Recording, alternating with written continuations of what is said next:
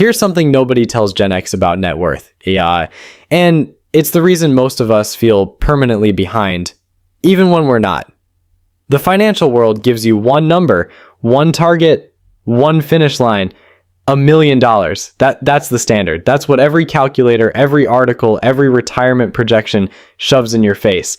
And if you're 55 with a net worth that isn't even in the same area code as 1 million, which is most of us, you don't just feel behind. You feel like the race is already over. But here's the problem with a single finish line. It erases everything in between. It makes someone with $450,000 feel the same as someone with $20,000, both below 1 million, both behind, both told the same unhelpful thing. Keep going. Nobody tells you that there are specific levels before 1 million where your financial life genuinely changes, not gradually, structurally. The math shifts, the options shift, the way money works for you, instead of just sitting there, fundamentally transforms. And there are exactly 3 of those levels. Today, I'm going to break down what those 3 levels are, what unlocks at each one, and exactly how to figure out which level you're standing at right now. Because the moves you should be making depend entirely on where you are, not where you wish you were. My name is Jack. I'm Gen X, same as you, and I spend a lot of time studying what actually works financially for people like us in our 50s. Not the recycled advice designed for 25-year-olds, but real strategies for where we actually are right now. If that's useful to you, hit subscribe and tap the thumbs up. Yeah, it helps more than you think. Quick reminder. I'm not a financial advisor, and nothing in this video is financial advice. Now let's get into this. Let me explain why this matters so much for our generation specifically, because the way we experience net worth is fundamentally broken. Nobody gave us benchmarks. Think about it. When you were in school, there were grades. At work, there are performance reviews. Even your health has clear markers, blood pressure, cholesterol, weight. But for net worth, for the single most important number that determines whether your future is secure or terrifying, nothing. No one ever sat us down and said, at 55, here's where you should be, and here's what to do about the gap. Instead, we got one number, $1 million, repeated so many times, it became gospel, and everything below it became one undifferentiated category called not enough. And here's the part nobody talks about. Our generation fills that silence with the worst possible assumptions. We look at people our age who seem to have it together and assume their number is bigger. We scroll past articles about average retirement savings and immediately think we're below average. We carry this constant low-frequency belief that everyone else figured this out and we somehow missed the memo. But the data tells a completely different story. The median net worth for American households between 55 and 64 includes their home equity, and even with that, it's far lower than most people assume, which means a huge number of people walking around feeling like failures are actually sitting at a level where real, meaningful financial options already exist. The problem was never your net worth. The problem is that no one gave you a map that shows where you actually are. Here's the map. Think about this for a second. Nobody climbs a mountain in one push. There are base camps, specific elevations where you stop, regroup, adjust your gear, and prepare for the next stretch. Each camp is a different altitude with different air, different conditions, and different strategies. What works at base camp 1 will get you killed at camp 3. Net worth works exactly the same way. And for Gen X in our 50s, there are 3 camps that matter. Level 1, $50,000. This is the foundation camp. And it changes more than people give it credit for. At $50,000 in net worth, real net worth, not just home equity, something critical happens. The financial emergency is functionally over. You have a genuine cushion. An unexpected job loss doesn't immediately become a catastrophe. A medical bill doesn't wipe you out. A car breaking down is annoying, not devastating. At 50,000, you've moved from financial survival to financial stability. And that's not a small shift. It's the difference between making decisions from fear and making decisions from clarity. Most financial advice skips this level entirely because it doesn't sound impressive, but for someone who's been operating in crisis mode for years, crossing 50,000 is the moment the ground stops shaking. Level 2, $200,000. This is the momentum camp. At $200,000, your money's annual growth at a 7% average return is generating roughly $14,000 a year on its own. That's over $1,000 a month that you didn't earn from a paycheck. Your contributions still matter, but your money is now a meaningful partner in the work. At this level, real options start appearing. You can begin thinking strategically about tax optimization, Roth conversions, asset location between taxable and tax-advantaged accounts. You have enough invested to make rebalancing actually impactful. And psychologically, this is the level where the retirement account stops feeling like a wish and starts feeling like a plan. 200,000 is where the math starts bending toward you instead of away from you. Level 3 at $500,000. This is the freedom camp. At $500,000, the 4% withdrawal rule gives you $20,000 a year in retirement income from your portfolio alone. Combine that with Social Security, which for most Gen Xers lands between $25,000 and $35,000 per year, and you're looking at a household retirement income of $45,000 to $55,000. That's not luxury, but for someone with a paid off or nearly paid off mortgage, that's a fully functional retirement. 500,000 is the number where retirement stops being theoretical and becomes a calendar decision. Not if I can retire, but when I retire.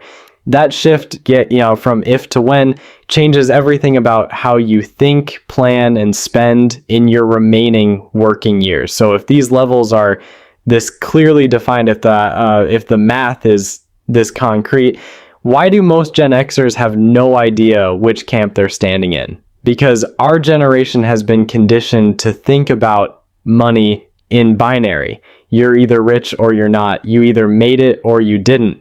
There's the finish line, $1 million, and there's everything before it, which all feels the same.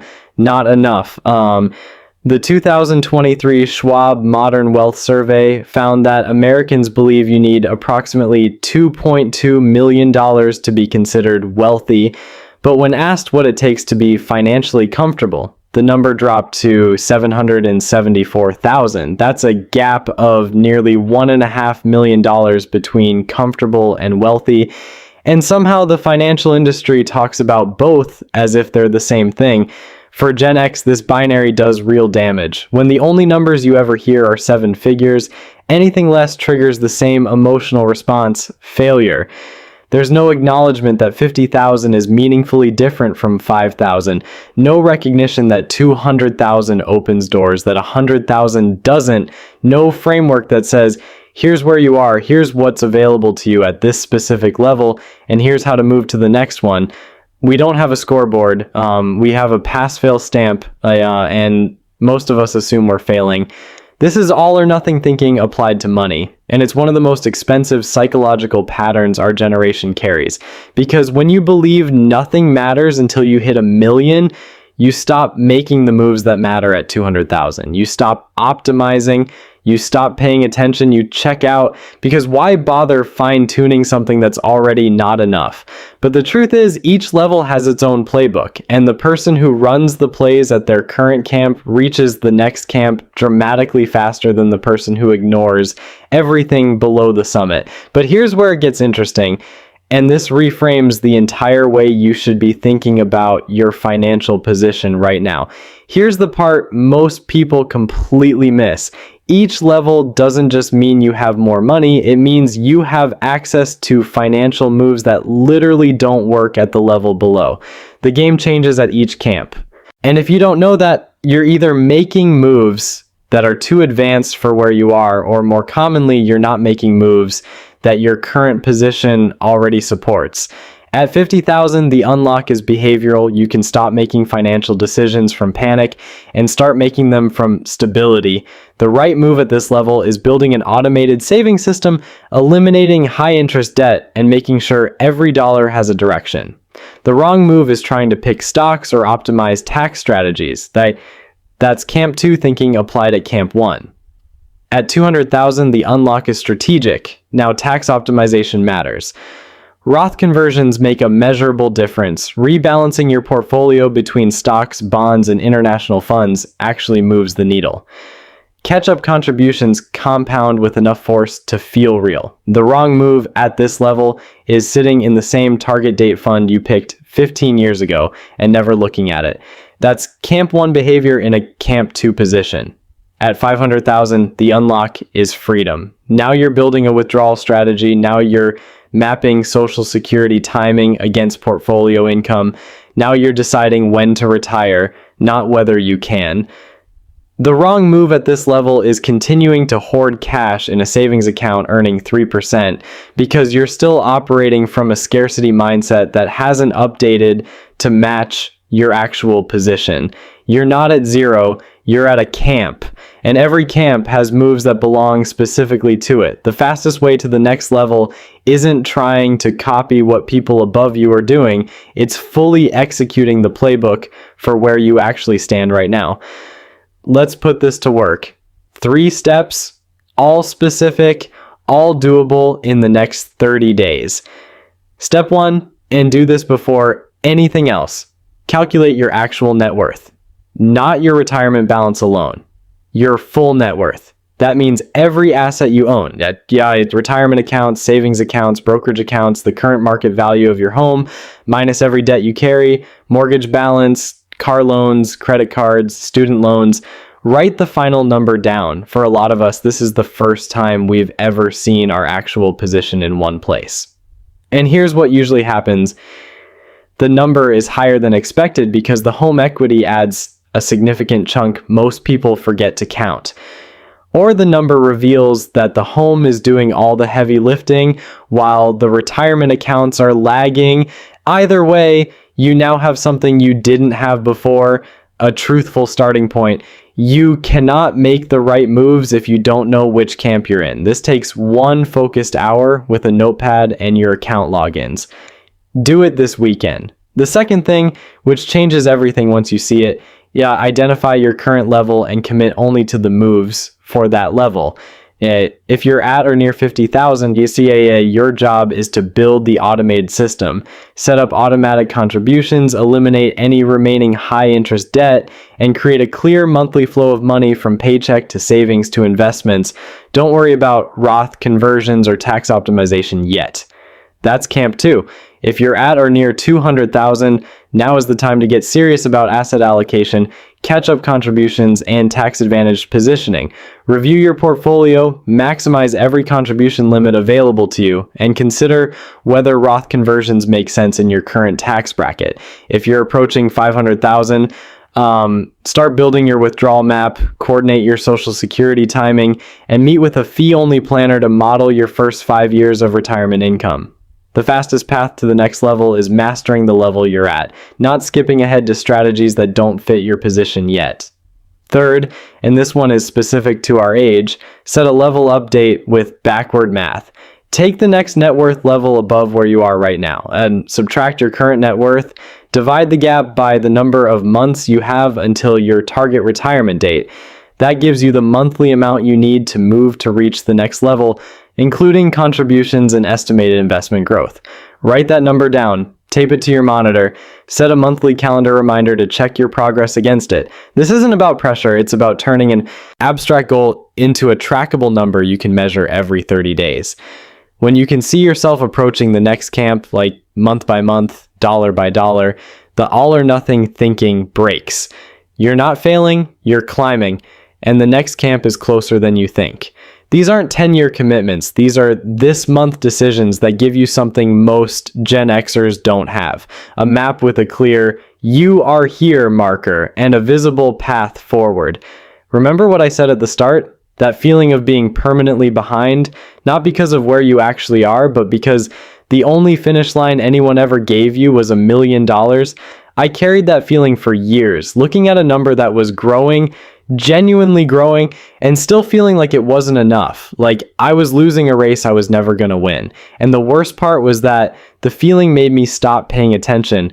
Why check the balance if it's just going to disappoint me? But here's what finally changed it for me. Learning that the climb isn't one long, punishing slope.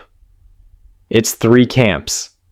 Each one different, each one meaningful, and each one already equipped with moves that work specifically at that altitude. If you're at 50,000, you're not failing. You're at the foundation. The ground is solid. The panic can stop. And if you're at 200,000, you're not behind. You're at the momentum camp. Your money is working alongside you. If you're anywhere near 500,000, like, you're not almost there. You're already there. The freedom math works. Now it's about execution. Stop comparing your camp to someone else's summit. The summit matters, but so does the camp you're standing in right now. Because every level has a version of your life that's better than the one below it. Know your number. Know your camp. Run the plays that belong there. That's not a consolation prize. That's a strategy. Quick reminder. I'm not a financial advisor, and nothing in this video is financial advice. These are patterns I've studied and lived through that consistently work for people in our specific situation. If this changed how you're thinking about where you are, drop a comment and tell me, which of the 3 levels are you at right now? I want to know. I read every single one. And if you want to see why nobody tells Gen X the truth about paying off their house early, that video is right here.